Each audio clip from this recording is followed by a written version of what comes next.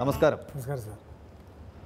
എന്തെങ്കിലും അവാർഡ് കിട്ടിയതിനല്ല, ഏതെങ്കിലും ഒരു നല്ല പടം പുറത്തിറക്കിയതിൻ്റെ പേരിലല്ല, ഒരു വിവാദത്തിൻ്റെ പേരിലാണ് കഷ്ടകാലത്തിന് മണി ഇന്നിവിടെ നമ്മുടെ മുമ്പിലിരിക്കുന്നത്.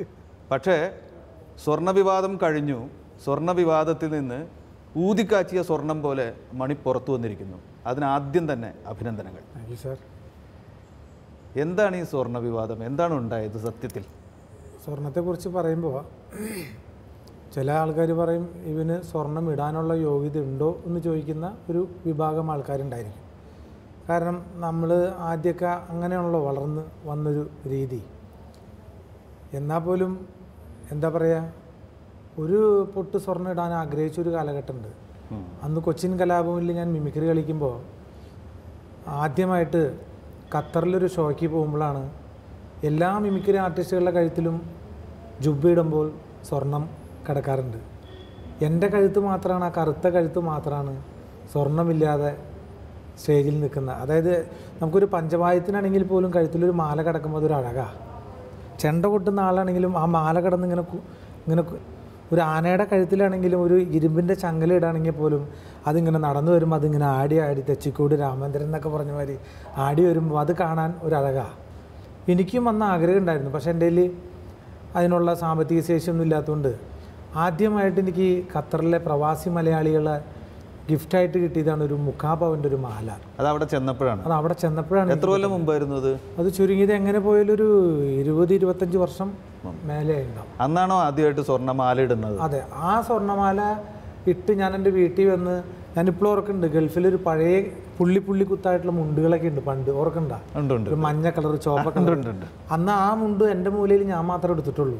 അത്ഭുതത്തോടു കൂടി ആൾക്കാർ നോക്കാറുണ്ട്, ഇവനൊക്കെ ഈ മുണ്ട് എടുക്കുമോ? അങ്ങനെ ആ മാല ഇട്ട് ജനങ്ങൾ മാല കാണട്ടെ എന്ന് വിചാരിച്ചിട്ട് ഷർട്ടൊക്കെ ഇടാതെ പുഴയിൽ കുളിക്കാൻ പോയി തിരിച്ചു വന്നപ്പോൾ ഇടിമിന്നലേറ്റു. ആ ഇടിമിന്നലേറ്റ് ഈ മാല മുഴുവൻ കരിഞ്ഞുപോയി. അങ്ങനെ തൊട്ടപ്പുറത്ത് വീട്ടിലെ ഞങ്ങളുടെ തൊട്ട് വീട്ടിലെ ചേണ്ട വീട്ടിലെല്ലാവരും വന്ന് എന്നെ ഇടിവെട്ടേറ്റ് ഞാൻ നേരെ മതിലടിച്ച് വീണു. അങ്ങനെ എൻ്റെ പുറത്ത് ഇടിച്ച് അങ്ങനെ ഞാൻ അവിടെ നിന്ന് അങ്ങനെ ഒരു മാല നഷ്ടപ്പെട്ടു. പിന്നെ എങ്ങനെയൊക്കെ മലയാള സിനിമയിലെത്തി നമ്മുടെ മലയാള നാട്ടുകാരുടെ, നമ്മുടെ മലയാളികളുടെയും പ്രവാസി മലയാളികളുടെയും ഓരോരുത്തരുടെയും പ്രോത്സാഹനം കൊണ്ട്, ചാനലിൻ്റെയും പത്രമാധ്യമ പ്രവർത്തകരുടെയും പ്രോത്സാഹനം കൊണ്ട് ഞാൻ വളർന്ന് ഇന്ന് ഇവിടെ വരെ എത്തി. അപ്പോൾ എല്ലാവരുടെ കൈമൊക്കെ ഓരോ വള കിടക്കണ കാണുമ്പോൾ ഒരു സന്തോഷം തോന്നി.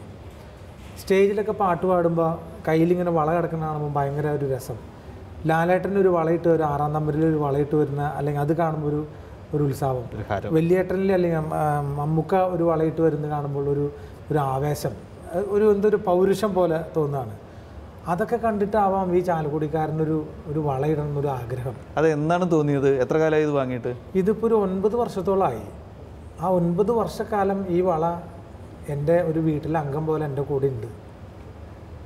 ആ വളയാണ് ഇന്ന് എന്നെ വളയത്തിലാക്കി. ആരാരുമാവാത്ത കാലത്ത് ഞാനൊന്നു ഓട്ടി നടന്നു വണ്ടി, എൻ്റെ കുടുംബത്തിൻ പട്ടിണി മാറ്റിയ ദൈവമാണോട്ടോ വണ്ടി. 100ൻ്റെ നോട്ടിന് രാപ്പകലില്ലാതെ നെട്ടോട്ടം ഓടിടുമ്പോൾ കിക്കർ വലിച്ചെൻ്റെ കയ്യും നടുവും തളർത്തിയൊരോട്ടോ വണ്ടി. എപ്പോഴും ഈ വളയിട്ടിട്ടാണ് നടന്നിരുന്നത് ഈ 9 വർഷവും? ഈ 9 വർഷം എൻ്റെ കൂടെ. ഏതെങ്കിലും വേഷത്തിന് പറ്റിയതല്ലെങ്കിൽ ഊരി വയ്ക്കും. അതെ, വേഷത്തിന് പറ്റിയതല്ലെങ്കിൽ നമ്മളത് ഊരി വയ്ക്കും, അല്ലാന്നുണ്ടെങ്കിൽ കയ്യിലിടും. സ്റ്റേജ് ഷോയ്ക്ക് എല്ലാത്തിലും ഈ വള എൻ്റെ കൂടെ ഉണ്ടാവാറുണ്ട്. അത് നമ്മുടെ പ്രേക്ഷകരോട് ചോദിച്ചു കഴിഞ്ഞാൽ കൃത്യമായിട്ട് അറിയാൻ പറ്റും. എല്ലാവരും എന്നോട് ഫോൺ വിളിച്ച് പറഞ്ഞു, അയ്യോ ഈ വളയാണോ മണിച്ചേട്ടൻ്റെ എല്ലാ ഷോയ്ക്ക് ഇടുന്ന വളയല്ലേ ഇത്, പിന്നെ എന്താ പ്രശ്നം എന്ന് ചോദിക്കണം. എനിക്ക് മറുപടി പറയാൻ പറ്റില്ല. അത് തെളിയിക്കാനാണോ കുറേ കാലത്തെ ഫോട്ടോ? തീർച്ചയായിട്ടും. ഇതിനകത്ത് ഇപ്പോൾ ഇത് പൃഥ്വിരാജിൻ്റെ വിവാഹത്തിന് പോയതാണ് ഞാൻ. പൃഥ്വിരാജിൻ്റെ വിവാഹത്തിന് ഇതിലെല്ലാം ഇപ്പോൾ ഓരോ ഷോയ്ക്ക് പോകുമ്പോൾ, ഇതിപ്പോൾ ലോയി സാറ് മരിച്ചപ്പോഴാണ്. ഇതിലിപ്പോൾ മമ്മൂക്കിയുണ്ട്, ലാലേട്ടനുണ്ട്, ഞാനും ഉണ്ട്, അതിലുണ്ട് ഈ വള. വലിയ സാക്ഷികളെ നിരത്തുകയാണ്. അതെ, തീർച്ചയായിട്ടും. കാരണം എനിക്ക് ഇതല്ലാതെ കണ്ട് മറ്റു രേഖകളൊന്നും കാണിക്കാൻ എൻ്റെ അടുത്തില്ല. അപ്പോൾ ആ ഒരു വളയാണ് ഇന്ന് തന്നെ ഏറ്റവും വലിയ പ്രശ്നം. ഈ സമൂഹത്തിൻ്റെ മുമ്പിൽ ഞാനൊരു കള്ളനായി മാറി എന്നുള്ളതാണ്. അങ്ങനെ ഒരു തോന്നലുണ്ടോ? അത് കസ്റ്റംസുകാർ ഇത് പിടിക്കുകയും അതൊരു വാർത്തയായിട്ട് ജനങ്ങൾക്ക് എത്തിക്കുകയാണ് ചെയ്തത്. അതുവഴി കലാഭവൻ മണി കള്ളനായി എന്നൊരു തോന്നൽ, ഒരു വിഷമം മനസ്സിലുണ്ടോ? നമ്മൾ ചെറുപ്പത്തിലേ കള്ളനാവാറുണ്ട്. അതായത് ഏറ്റവും ആദ്യം ഒരു കൊച്ചുകുട്ടിയായിരിക്കുമ്പോൾ ആദ്യം കള്ളനെ വിളിക്കുന്നത് നമ്മുടെ സ്വന്തം അമ്മയാണ്. അമ്മയുടെ അമ്മിഞ്ഞ കുടിച്ചുകൊണ്ടിരിക്കുമ്പോൾ പല്ലില്ലാത്ത മോണ കൊണ്ട് അമ്മിഞ്ഞ ഒന്ന് കടിക്കുമ്പോൾ ആദ്യം അമ്മ പറയും കള്ളൻ. അന്ന് മുതൽ നമ്മൾ കള്ളനാവണം. അവിടെ നിന്ന് ഒരാൾ കള്ളനാവണം. പക്ഷേ ഇതെന്നെ പെരുങ്കള്ളനാക്കി, ഒരു സ്വർണ്ണ വേട്ടക്കാരനാക്കി. അതുമാത്രമേ എനിക്ക് ബുദ്ധിമുട്ടുള്ളൂ. എത്രയോ ആളുകൾ എന്നെ ഫോൺ വിളിച്ച് ചോദിക്കണം, എന്തത് നിങ്ങളെന്ത് ഈ വിവാദങ്ങളിലേക്ക് മാത്രം എത്തിച്ചേരുന്നു, നിങ്ങളെന്ത് ഇങ്ങനെ ചെയ്യുന്നത്? അതൊരു പക്ഷേ ഞാൻ ചാഞ്ഞു കിടക്കുന്ന മരമായതുകൊണ്ടായിരിക്കാം എല്ലാവരും ഇങ്ങനെ ഓടിക്കയറുന്നത്. ഈയിടെ എന്നെ പറ്റിയിട്ടുള്ള ഒരുപാട് വിവാദങ്ങളാണ്. ഫോറസ്റ്റായിട്ട് പ്രശ്നമായി, പോലീസായിട്ട് പ്രശ്നമായി, കസ്റ്റംസായിട്ട് പ്രശ്നമായി. ഇതൊന്നും ഞാനുണ്ടാക്കുന്ന പ്രശ്നങ്ങളല്ല. നമുക്കതിലേക്ക് വരാം. അന്ന് ആ വിമാനത്താവളത്തിൽ ഈ വളയമായിട്ട് വന്നിറങ്ങിയപ്പോൾ കസ്റ്റംസ് ഉദ്യോഗസ്ഥൻ്റെ മുമ്പിലെത്തിയപ്പോൾ അദ്ദേഹം ആദ്യം എന്താ പറഞ്ഞത്? എങ്ങനെയാണ് ഇത് തുടങ്ങിയത്? ഒന്ന്, നമ്മൾ വന്നിറങ്ങുന്ന സമയം എന്ന് തന്നെ പറയുന്നത് വെളുപ്പിന് 5:30 മണിക്കാണ്. മനുഷ്യൻ്റെ എല്ലാ കർമ്മങ്ങളും നിർവഹിക്കേണ്ട ഒരു സമയമാണത്. എയർപോർട്ടിലാണെങ്കിൽ ഒത്തിരി ആൾക്കാരാണ്. അവിടെ ഉള്ള ടോയ്ലറ്റിൽ എല്ലാ ആൾക്കാരും ഫുള്ളാണ്. നമുക്ക് നമ്മുടേതായ കാര്യങ്ങൾ നടത്തണ്ടേ? ഞാൻ അതേ സ്പീഡിൽ ഞാൻ അവിടേക്ക് ഇറങ്ങി പോകുമ്പോഴാണ് എന്നെ തടഞ്ഞു നിർത്തിയത്. എന്നെ തടഞ്ഞു നിർത്തിയിട്ട് ചോദിച്ചു, അത് സ്വർണ്ണമാണോ എന്ന് ചോദിച്ചു. ഞാൻ പറഞ്ഞു, സാർ സ്വർണ്ണമാണ് സാർ എന്ന് പറഞ്ഞു. ഇതെന്തോറുണ്ടെന്ന് ചോദിച്ചു. സാർ ഇതൊരു 4 പവനിൽ താഴെ ഉണ്ടാവുള്ളൂ എന്ന്. അങ്ങനെ ഞങ്ങളെ പറഞ്ഞ് വിഡ്ഢിയാക്കാൻ നോക്കണ്ട, ഞങ്ങൾ ഒരുപാട് സ്വർണം കണ്ടതാണ്. അതെ, അതിലൊരു ഭയങ്കര ഹൈറ്റായിട്ടുള്ളൊരു കസ്റ്റംസ് ഓഫീസർ ഒരു മെയിൻ ഒരു സ്വർണ്ണക്കട്ട എടുത്തിട്ട് പറഞ്ഞു, മിസ്റ്റർ മണി മനസ്സിലാക്കണം, ഇതാണ് സ്വർണം. മണിയുടെ കയ്യിൽ കിടക്കുന്ന സ്വർണം തന്നെയാണ്, ഞങ്ങളങ്ങനെ പറ്റിക്കാമെന്ന് വിചാരിക്കണ്ട. ഞാൻ അതിൽ ഇത് പരിഹാസത്തിൻ്റെ ടോണിലാണോ? അതെ, അങ്ങനെ തന്നെയാണ് പറഞ്ഞത്. അതിൽ ഒരു സാറ് യൂണിഫോമുണ്ട്, ഒരു സാറ് യൂണിഫോമിലല്ല, രണ്ടുപേരായിരുന്നു. അല്ല, പിന്നെ ഒരു ലേഡി ഓഫീസറുണ്ടായിരുന്നു. പക്ഷേ ഞാൻ അവരുടെ പേര് നെയ്ബോർഡൊക്കെ എനിക്കറിയാം, പക്ഷെ ഞാൻ അവരുടെ പേരെടുത്ത് പറയുന്നില്ല. പറയണ്ട, കാരണം ഞാൻ ഇനിയൊരു വിവാദ പുരുഷനാവേണ്ട കാര്യമില്ല. വേണ്ട, ഉള്ള വിവാദം ഒഴിവാക്കാൻ വേണ്ടിയിട്ടാണ് ഞാൻ സംസാരിക്കുന്നത്. എൻ്റെ സത്യം എനിക്ക് തെളിയിക്കണം. തീർച്ചയായിട്ടും എനിക്കത് നാളെ സമൂഹത്തിന് മുമ്പിൽ ഇറങ്ങി നടക്കേണ്ടതാണ്. തീർച്ചയായും. അതുകൊണ്ടാണ് ഞാൻ മാനസികമായിട്ട് ഇത്രയും തുറന്നു പറയുന്നത്. അപ്പോൾ ഞാൻ പറഞ്ഞു, സാറ് ഒരു കാര്യം ചെയ്യും, ഞാനിത് ഊരിത്തരാം, ഇത് ഇവിടെ ഇരുന്നോട്ടെ സാർ, നിങ്ങൾ ചെക്ക് ചെയ്തതിന് ശേഷം ഞാൻ തിരികെ വന്ന് വാങ്ങിച്ചോളാം എന്ന് പറഞ്ഞ് ഞാൻ ഇറങ്ങിപ്പോയി. അല്ല, മണി മോശമായി സംസാരിച്ചു എന്നാണ് പിന്നീട് വാർത്തകൾ വന്നത്. അത് പത്രത്തിൽ ഏറ്റവും ആദ്യം എന്നെക്കുറിച്ച് എന്ത് വരാനും ഏറ്റവും ആദ്യം എഴുതുന്നത് മണി മോശമായി പെരുമാറി, മണി മോശമായി പെരുമാറി. ഇത് ഇവർ എനിക്ക് വേണ്ടി ഈ അക്ഷരം അച്ചടിച്ച് ഇങ്ങനെ വെച്ചേക്കാന്ന് പറഞ്ഞത്, കമ്പോസ് ചെയ്ത് വെച്ചിരിക്കുക, ഒരു പ്രശ്നം എടുത്ത് അപ്പന് വെക്കാന്നുള്ളത്. ഇതിപ്പോൾ നമ്മളൊരു കല്യാണ വീട്ടിൽ പോയാലും മണി മോശമായി ഭക്ഷണം കഴിച്ചു, ഇപ്പോൾ എങ്ങനെ പോയാലും അതാ പറയണത്. അപ്പം ഞാൻ പറഞ്ഞത് ഈ പറഞ്ഞ ടോണിലല്ലാതെ വേറെ ഒന്നും മണി സംസാരിച്ചില്ല. ഇത് പരിശോധിക്കണം എന്നുണ്ടെങ്കിൽ CCTV ഓൺ ചെയ്ത് കഴിഞ്ഞാൽ കൃത്യമായിട്ട് അറിയാൻ പറ്റും. നിങ്ങൾ ആരെങ്കിലും നിർബന്ധപൂർവ്വം ഞങ്ങൾക്കത് കാണണം എന്ന് പറഞ്ഞാൽ അതറിയാൻ പറ്റും. ഇന്നത്തെ ദൈവം CCTV ആണ് എൻ്റെ, അത് ഓൺ ചെയ്താൽ കറക്റ്റായിട്ട് അറിയാൻ പറ്റും. ഇപ്പോൾ മണി ആവശ്യപ്പെടുകയാണോ ഈ വിവാദത്തിൽ നിന്ന് പൂർണ്ണമായും, എന്തായാലും സാങ്കേതികമായി പുറത്തു വന്നു, പൂർണ്ണമായും മനഃശാസ്ത്രപരമായി തന്നെ പുറത്തു വരാൻ വേണ്ടി ആ CCTV ദൃശ്യം കസ്റ്റംസ് അധികൃതർ പുറത്തുവിടണം എന്നൊരാവശ്യം മണിക്കുണ്ടോ? എനിക്ക് ആവശ്യമില്ല. അതിനകത്ത് കസ്റ്റംസ് ഓഫീസർ ആ സാറ് കമ്മീഷണർ സാറ് പറഞ്ഞത് മണി ഞങ്ങൾക്ക് ബോധ്യമായി. ഇപ്പോൾ ഞങ്ങൾക്കത് ബോധ്യമായി. പിന്നെ ഞങ്ങളുടെ റൂൾസ് ഞങ്ങൾക്ക് തെറ്റിക്കാൻ പറ്റില്ല. അതിനകത്ത് എനിക്കും തെറ്റ് പറ്റിയിട്ടുണ്ട്, ഇല്ലയെന്ന് ഞാൻ പറയില്ല. കാരണം ഈ 9 വർഷക്കാലം ഞാൻ അമേരിക്കയായിട്ടും ലണ്ടനായിട്ടും ദുബായി ആയിട്ടും സകല സ്ഥലങ്ങളിലും ഓസ്ട്രേലിയ ആയിട്ടും കാനഡയായിട്ടും പോയി വരുമ്പോഴും പോകുമ്പോഴും ഒക്കെ ഈ വള എൻ്റെ കയ്യിലുണ്ട്. അന്നൊന്നും ഇത് എഴുതി തരണം എന്ന് പറഞ്ഞില്ല, എനിക്കറിയില്ല. അത് അങ്ങനെയാണ് നിയമം എന്നാണ് നമ്മൾ അന്വേഷിച്ചപ്പോഴും മനസ്സിലാക്കിയത്. അതിൻ്റെ നിയമം നമ്മൾ കയറി പോകുന്നതിന് മുമ്പ് നമുക്കൊരു ഡിക്ലറേഷൻ ഫോം തരും. അതിൽ ഇത്തരത്തിലുള്ള വിലപിടിച്ച വസ്തുക്കൾ നമ്മൾ അങ്ങോട്ട് കൊണ്ടുപോകുന്നത് ഇങ്ങോട്ട് കൊണ്ടുപോരുമ്പോൾ പ്രശ്നമായി മാറാവുന്നത് അത് എഴുതി കൊടുക്കണം. പക്ഷേ എനിക്ക് അതിനുള്ള ഇത് എനിക്ക് അറിയില്ലായിരുന്നു. ഇതുവരെ അത് ആരും പറഞ്ഞിട്ടില്ല. അങ്ങോട്ട് പോകുമ്പോഴും ഈ ഉദ്യോഗസ്ഥർ ഇത് തരേണ്ടതാണ്. അതെ, അവർ തന്നിട്ടില്ല. അത് എൻ്റെ അടുത്ത് പറഞ്ഞെന്നുണ്ടെങ്കിൽ തീർച്ചയായിട്ടും ഇങ്ങനൊരു വിവാദം ഉണ്ടാവില്ലായിരുന്നു, ഞാനത് എഴുതി കൊടുത്തേനെ. അപ്പോൾ ഇത് പലപ്പോഴും ഞാൻ അന്വേഷിച്ചപ്പോഴും അറിഞ്ഞത് അങ്ങനെയുള്ള ഒരു കൗണ്ടറിൽ ചിലപ്പോൾ ഇത് വെച്ചിട്ടുണ്ടാവും, നമ്മളെടുത്ത് എഴുതി കൊടുക്കണം, അത് നമ്മുടെ ചുമതലയാണെന്നാണ് അവർ പറയുന്നത്. പക്ഷെ അത് അറ്റൻഡ് ചെയ്യാൻ പലപ്പോഴും ആളുണ്ടാവില്ല. ഈ അന്ന് പോയ ദിവസം, ഈ അവസാനം പോയ ഈ വിവാദയാത്രയ്ക്ക് അങ്ങോട്ട് പോകുന്ന ദിവസം ഈ കൗണ്ടർ അൺഅറ്റൻഡഡ് ആയിരുന്നോ? അന്നും നമ്മൾ നോക്കാറില്ല. കാരണം ഒന്നാമത്തിൽ അവിടുത്തെ ഓഫീസേഴ്സൊക്കെ നമ്മളെ ഭയങ്കര ഇഷ്ടമുള്ള ആൾക്കാരാണ്. നമ്മളെ കാണുമ്പോൾ തന്നെ എല്ലാവരും ചിരിച്ച് നമസ്കാരം, എവിടെ പ്രോഗ്രാം, ഇത്തരം ഫോർമാലിറ്റി ഒന്നും ആരും പറഞ്ഞു തന്നിരുന്നില്ല. അതാണ് അവിടെ ഉണ്ടായത്.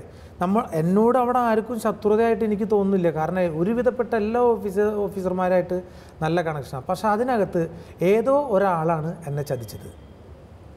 അദ്ദേഹം എവിടെ ഇരിക്കണേന്ന് എനിക്കറിയില്ല. മനഃപൂർവ്വമാണോ? അത് മനഃപൂർവ്വം തന്നെ ചെയ്ത ഒരാൾ ചെയ്ത ചതിയാണ്. എന്താ കാര്യം? അതെനിക്കറിയില്ല. അസൂയാണോ ജലസിയാണോ എന്ന് എനിക്കറിയാം. അസൂയക്കും കഷണ്ടിക്കും മരുന്നില്ല എന്ന് പറഞ്ഞു. പക്ഷെ ഇപ്പോൾ കഷണ്ടിക്കും മരുന്ന് കണ്ടുപിടിച്ചു, വിഗ് വരെ എത്തി. അതുകൊണ്ട് ഇപ്പോൾ കഷണ്ടിയുടെ പ്രശ്നമില്ല. പക്ഷേ ഇത് എന്തിനാണ് എന്നെ മനഃപൂർവ്വം ഈ ഓഫീസർമാർ, അതായത് പോലീസ് ഓഫീസേഴ്സായിട്ടും പിന്നെ ഫോറസ്റ്റായിട്ടും ഇങ്ങനെയായിട്ട് എന്നെ ദ്രോഹിക്കണമെന്ന് എനിക്കറിയില്ല. ഞാൻ ഒരുവിധം അത് ഉണ്ടാവുന്നത് മുഴുവൻ എൻ്റെ നാട്ടിലാണ് കേട്ടോ, അതും കൂടി മനസ്സിലാക്കണേ. ഈ ഇങ്ങനത്തെ ഓഫീസേഴ്സായിട്ട് ഉണ്ടാകുന്ന പ്രശ്നങ്ങൾ മുഴുവൻ എൻ്റെ നാട്ടിലാണ്. നാട്ടുകാരുടെ ഒരു ചെറിയ കുശുമ്പുണ്ട് അതിൽ. നാട്ടുകാർക്ക് എന്നോട് കൂടുതൽ സ്നേഹത്തോടെ മധുരമായ പ്രതികാരം, ഒരു സന്തോഷം, ഒന്ന് വിഷമിപ്പിക്കുന്നു, ഒരു ലഡു എനിക്ക് തരുന്നെന്ന് മാത്രം, അവരുടെ സന്തോഷം കൊണ്ട്. അല്ല, ഇപ്പോൾ നമ്മൾ പറഞ്ഞത് അവിടെ ഇങ്ങനെ ഒരു തർക്കമുണ്ടായി, അവരിങ്ങനെ പറഞ്ഞു ഇത് കൊടുക്കാമെന്ന് പറഞ്ഞു, എന്നിട്ട് ഊരി വലിച്ചെറിഞ്ഞു. അതായത് അതാ ഞാൻ പറഞ്ഞ CCTV നോക്കി അറിയാൻ പറ്റും എന്ന് പറഞ്ഞത്. അതായത് ഞാൻ പറഞ്ഞത് സാർ ഇവിടെ, ഞാനിവിടെ, എനിക്ക് ഈ എൻ്റെ കൈമ കിടക്കുന്ന ഈ വള എനിക്കങ്ങനെ വീക്കറിയാൻ പറ്റുമോ സാറേ? അത്രയും അടുത്താണ് നിൽക്കുന്നത്, തൊട്ടടുത്ത് നിൽക്കണേ, എനിക്ക് വീക്കറിയാൻ പറ്റുമോ? നിങ്ങൾ പരിശോധിച്ചോ എന്ന് പറഞ്ഞിട്ട് ഊരി ഇട്ടു. ഞാനത് പരിശോധിച്ചോ എന്ന് പറഞ്ഞാൽ അത് കമ്മീഷണർ സാറ് പറയുകയും ചെയ്തു, കസ്റ്റംസിൻ്റെ മണി ഞങ്ങൾ കണ്ടു, അങ്ങനെ ഒന്നും ഉണ്ടായിട്ടില്ല. അവര് ദൃശ്യങ്ങൾ നോക്കി. അല്ല, അവർ ഒരിക്കലും ഒരു തെറ്റായിട്ട് പറയണില്ല. പക്ഷെ അവരല്ല ചെയ്തേക്കണം, അതിനകത്തൊരാളാണ് ഈ വാർത്തകളും കാര്യങ്ങളെല്ലാം പുറത്തുവിട്ടത്. ഇത് മണിയുടെ ഏറ്റുവാങ്ങിയ വഴിക്ക് വാർത്ത വന്നു, മണി എങ്ങനെ തടഞ്ഞു നിർത്തി സ്വർണം വാങ്ങി. അതുപോലെ തന്നെ അതിന്റെ കൂടെ തന്നെ വന്നതാണ് മണി മോശമായിട്ട് പെരുമാറി എന്ന് പറയുന്നത്. ഇതാണ് ആരോ ഒരാൾ മനഃപൂർവ്വം ചെയ്തു എന്ന് പറയുന്നത്. ഇന്നല്ലെങ്കിൽ നാളെ ആത്മകഥ എഴുതുമ്പോഴെങ്കിലും അയാളുടെ പേര് പുറത്തു പറയും. തീർച്ചയായിട്ടും ഞാൻ എഴുതും. അയാൾ മലയാളി തന്നെയാണോ? മലയാളിയല്ലേ ഇത് ചെയ്യുള്ളൂ. മലയാളി ആയതുകൊണ്ടാണ് അത് ചെയ്തത്. അതെ, ഇവിടെ ഇപ്പൊ മലയാളി കുറവായില്ല, ഇപ്പൊ ഏറ്റവും കൂടുതൽ ഇവിടെ ബംഗാളിയല്ലേ. അതെ, ബംഗാളി ആയിരുന്നെങ്കിൽ ചിലപ്പോൾ ഇങ്ങനെ വരില്ലായിരുന്നു. അപ്പൊ അതിലൊരു മലയാളിയാണ് ഈ ചതി ചെയ്തത്. എന്നിട്ട് പിന്നെ ഇത് തീർന്നത്, ഇത് ഏറ്റുവാങ്ങിയത് സത്യത്തിൽ ഒരു മുതൽ കണ്ടുകെട്ടിയതായിട്ടാണ് നിയമം പറയുന്നത്. ആ കണ്ടുകെട്ടിയ സാധനം തിരിച്ച് കിട്ടാൻ വേണ്ടിയുള്ള ഒരു 5000 രൂപ ഈ ഡിക്ലറേഷൻ കൊടുക്കാതെ പുറത്തേക്ക് പോയത് ഒരു നിയമവിരുദ്ധ കൃത്യമാണ്. അത് ചെയ്തതിന് പിഴയായിട്ട് 2000 രൂപ, അങ്ങനെ 7000 രൂപ അടച്ചു എന്നാണ് പറയുന്നത്. അതെ, അങ്ങനെ അടയ്ക്കേണ്ടി വന്നതിൽ പരാതിയുണ്ടോ? എനിക്കത് ഒരു വിരോധമില്ല. കാരണം അത് ആ കണ്ടീഷൻ കറക്റ്റാണ്. അത് അവർ ചെയ്ത് ന്യായമായ കാര്യമാണ്. പക്ഷെ ഒരു കാര്യം എനിക്ക് വിഷമമുണ്ട്, ഇപ്പോഴും ഈ പത്രത്തിൽ എഴുതിയിരിക്കുന്നത് 181 ഗ്രാം സ്വർണ്ണമാണെന്ന് പറയുന്നത്. ഈ വാർത്ത കഴിഞ്ഞ ദിവസം നടന്ന ഈ ഒത്തുതീർപ്പിന്റെ വാർത്ത, അതിനുശേഷവും 181 ഗ്രാം എന്ന് എഴുതിയേക്കണേ. ഈ 181 ഗ്രാം സ്വർണത്തിന് നമ്മൾ എത്ര പൈസ അടയ്ക്കണം എന്നറിയോ സാറേ? എനിക്ക് അറിഞ്ഞൂടെ, പറയൂ. എത്രയോ പൈസ അടയ്ക്കണം. ഈ 7000 റുപ്യ പോരാ. അപ്പം അറിഞ്ഞൂടെ ഇത് സ്വർണ്ണമല്ല എന്നുള്ളത്? അപ്പോൾ 22 പവനുണ്ട് എന്ന അവരുടെ നിലപാട് മാറ്റിവെക്കുകയും 4 പവൻ്റെ താഴെയുള്ളൂ എന്ന മണിയുടെ നിലപാട് അംഗീകരിക്കുകയും ചെയ്തുകൊണ്ടാണ് ഈ പിഴ അടച്ചത് തന്നിട്ടുള്ളത്. പക്ഷെ എന്നിട്ടും പിന്നെന്തിനാ ഈ 181 പവൻ എന്ന് പറഞ്ഞ് എഴുതണേന്ന് എനിക്ക് മനസ്സിലാവുന്നില്ല. വാർത്ത ആരൊക്കെയത് എഴുതിയിരിക്കുന്നത്? വാർത്ത ഒരുപാട് പത്രത്തിൽ ഇപ്പോൾ ദേശാഭിമാനി കറക്റ്റ് ചെയ്തിട്ടുണ്ട്, മനോരമ കറക്റ്റ് ചെയ്തിട്ടുണ്ട്. ദേശാഭിമാനിയും മനോരമയും കറക്റ്റായിട്ട് എഴുതി, വളരെ കറക്റ്റായിട്ട് എഴുതിയിട്ടുണ്ട്. ബാക്കിയുള്ള പത്രത്തിലൊക്കെ ഇവർ നേരിട്ട് കണ്ട പോലെ എഴുതിയേക്കണേ. ലേഖകൻ എൻ്റെ കൂടെ ഉണ്ടായ പോലെ എഴുതിയിരിക്കണേ. അതങ്ങനെയാണല്ലോ ഇപ്പോൾ വാർത്തകൾ എഴുതുന്നത്. വാർത്ത എഴുതിക്കോട്ടെ, വാർത്ത ഉണ്ടായിക്കോട്ടെ, പക്ഷെ ഒരു പാവത്തിനെ കൊല്ലാക്കൊല ചെയ്യരുത്. അതിലൊക്കെ 22 പവനുണ്ട് എന്നുള്ള നിലപാട് ആവർത്തിച്ചു. അങ്ങനെയാണ് എഴുതിയിരിക്കുന്നത്. ഒരാൾ എവിടെങ്കിലും കിടന്ന് ജീവിച്ചു പോയിക്കോട്ടെ എന്ന് മനസ്സിലാക്കുക. സത്യത്തിൽ ആ വള എത്ര പവനുണ്ട്? അല്ല, ഞാൻ ഈ സത്യം പറഞ്ഞ സാറേ, ഇതിൽ വില്ലൻ ഞാനാ, ഇതിലെ നായകനാണ് ഈ കിടക്കുന്നത്. സ്വർണ്ണമാണ് നായകൻ, ഇവനാണ് നായകൻ, മനുഷ്യൻ വില്ലൻ. സാറൊന്ന് എടുത്തു നോക്കിയേ. ഭാരമുണ്ട്. സാറ് റെഡിയാണെങ്കിൽ നമുക്കിത് ഇപ്പം തന്നെ കച്ചവടമാക്കാം. അയ്യോ, ഇത് വാങ്ങാൻ മാത്രം സമ്പന്ന. സ്വർണത്തിനൊക്കെ ഭയങ്കര വിലയാ.